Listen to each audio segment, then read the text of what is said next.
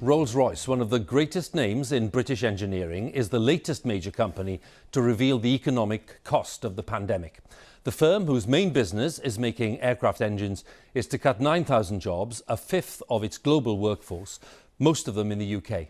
And it's warned that it'll take several years for the airline industry to recover from the impact of the virus. Thousands of Rolls-Royce workers have already been furloughed as part of the government support scheme, but the company said it was dealing with unprecedented conditions now, as our business correspondent Sarah Corker reports from Derby. Derby is a city shaped by manufacturing. Rolls-Royce is one of its largest employers. But tonight, thousands of jobs at this huge site, the company's aviation headquarters, are now at risk. And that will send a ripple effect through this community. It's huge, and to lay off a lot of those people will be devastating for the area.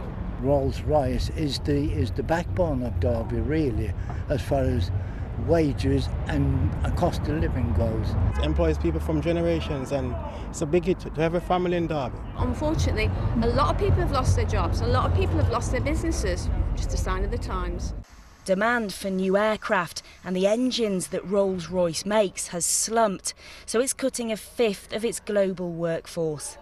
The COVID-19 pandemic has grounded planes across the globe, and it could take several years for passenger numbers to recover. It's a very difficult day for our employees actually all around the world. But we need to get on and do this now, because it's about creating a sustainable business for the future, so that ultimately we can protect the jobs that we will have left as a result of this. The Rolls-Royce workshops at Derby have been producing air record-breaking engines for almost 20 years.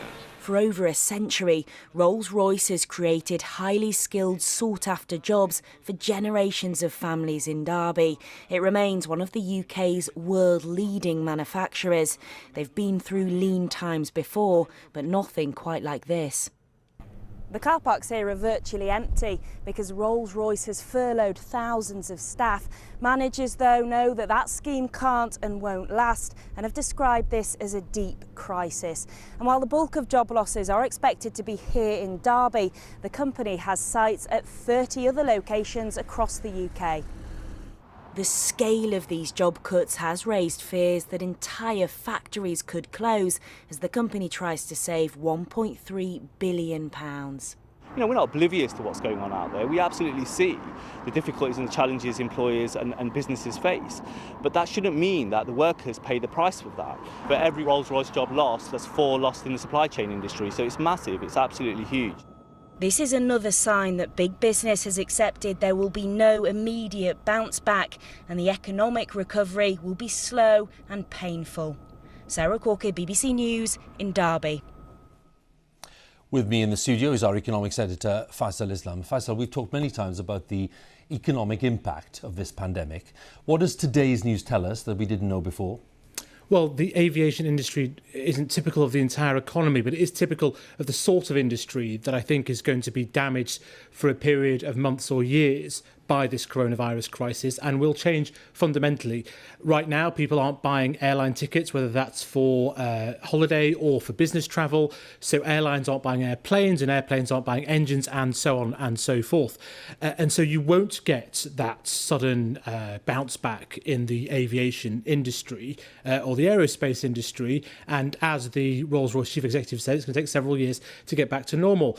The Bank of England governor today said all of his forecasts are really predicated on the issue of how long the lockdown lasts. That's still uncertain. One thing giving some extra room for manoeuvre, though, is the fact that inflation has come down pretty sharply, sharpest monthly fall in 12 years, down to below 1%, heading for 0.2. That means the Bank of England might have some more room for manoeuvre to help support the economy next month, but that hasn't come in time to help these workers. Faisal, thanks very much again. Faisal is on there, our economics editor.